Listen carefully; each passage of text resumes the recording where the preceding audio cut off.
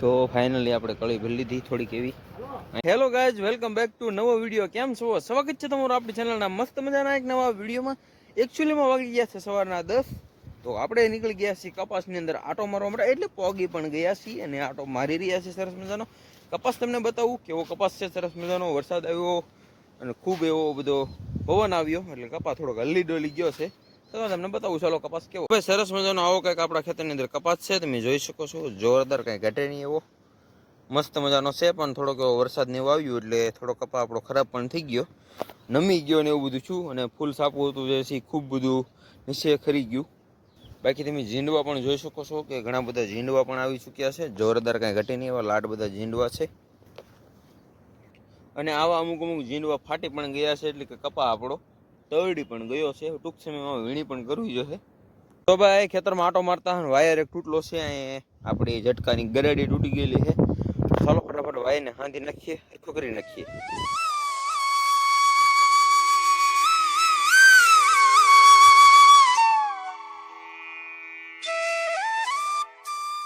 મિત્રો હું વિડીયો બનાવતો હતો અને મને જો રોજડા જોવા મળી જાય.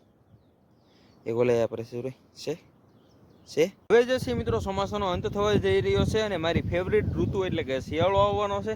શિયાળામાં ખૂબ મજા આવશે, એટલે કે ચોમાસાનો અંત થવા જઈ રહ્યો છે. એટલે કે હવે મગફળી જે છે પાકમાંથી હોય, બાજરી પાકી ગઈ અને લણાઈ પણ ગઈ હોય અને કપાસ જે છે હવે વીણી આવી જાય. તો આ રીતની બધી સિસ્ટમ હોય છે.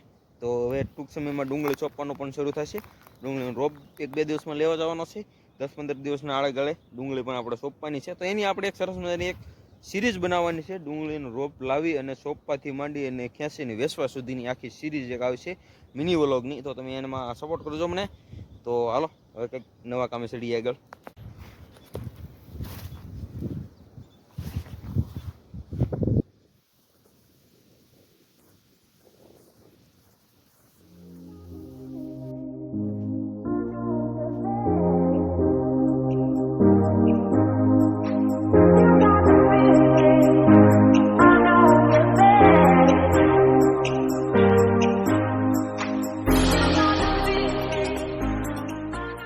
આ ખેતરમાં આપણી કપાસ અને મગફળી છે. પહેલાં મગફળી વાવીને પછી કપાસ પાછો વસાડા આપણે સોંપી દીધો. તો જો આવી મગફળી તમને અહીં દેખાય છે ને, પણ એકચ્યુઅલી ઓલા ઢોરા ઉપર આવી મગફળી નથી, બરોબર. જો અહીં આપણે એક છોડવો ખેંચીને જોઈએ કેવી છે. જો અમારા મગફળી યારે છત્રીનો આંકડો છે, એટલે આમાં હિંગુ બહુ નથી. જો આની યાર છત્રીનો આંકડો ન હોય તો હિંગુ લાટ હોય. મગફળી બધાના ખેતરમાં ઓલરેડી થાય હશે અને બધાને સારી થાય, પણ ખબર નહીં મારી બેટી અમારે મગફળી કેમ ના થતી. ઘણા વર્ષથી અમે લોકો મગફળી કરીએ, પણ ક્યારે મારી બેટી મગફળી સરખી ન થાય. એટલે અમે મગફળી વધારે પડતી બહુ કરતા નથી. આમાં બીજું કાંઈ ન થાય એટલે અમે મગફળી કરી નાખીએ, કેમ કે આ પીણાવાળી જમીન છે. મગફળી સિવાય કંઈ ઓપ્શન નથી બીજો. એટલે કપાસ અને મગફળી કરી નાખીએ એટલે કપાઈને સારો થતો. એટલે ન તો એકલો કપાય આપણે સોંપી દઈએ એવું કાંઈ છે નહીં. માંડવીના છોડવા જુઓ, આ છોડવાને તમે જુઓ, બરાબર. આ છોડવા જુઓ એટલે જેમ જેમ આગળ થવું ભાઈ એ મગફળીના છોડવા જે છે એ બેકારના પેટના આવશે. જોવું છે દેખાય છે એટલે એમ લાગે ને માંડવી ઉગી રહી હોય એવું.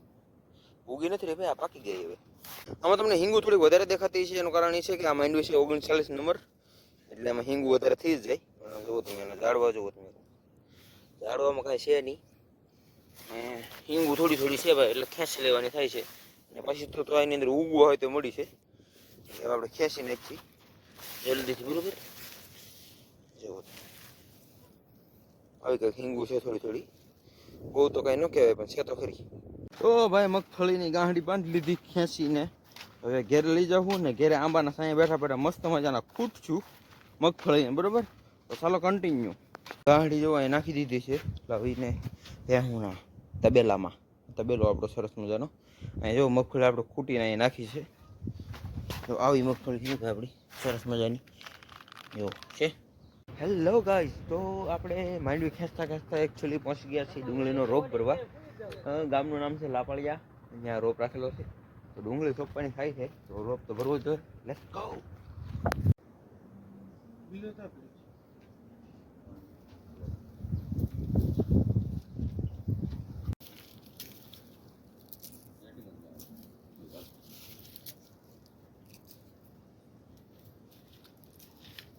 તો ભાઈ આવી કંઈક સરસ મજાની રોપની કળી છે. તો ફટાફટ બોલર આને ઠેરાવી દઈએ અને મળીએ ભરવા. આપણી ગાડી જો બોલર વાળ પણ પીડ્યો છે. તો હવે ફટાફટ ચાલો લાસ્ટ ભરી અને પછી સોંપી દઈએ ડુંગળી અને પછી થઈ જાય રોડપતિ. રોડપતિ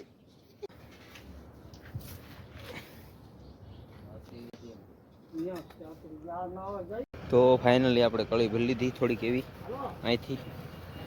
હવે આપણે બીજા મેળે જઈને ભરવાની છે. ચાલો લેટ્સ ગો, કન્ટિન્યુ બના રહેજો ગાઈસ.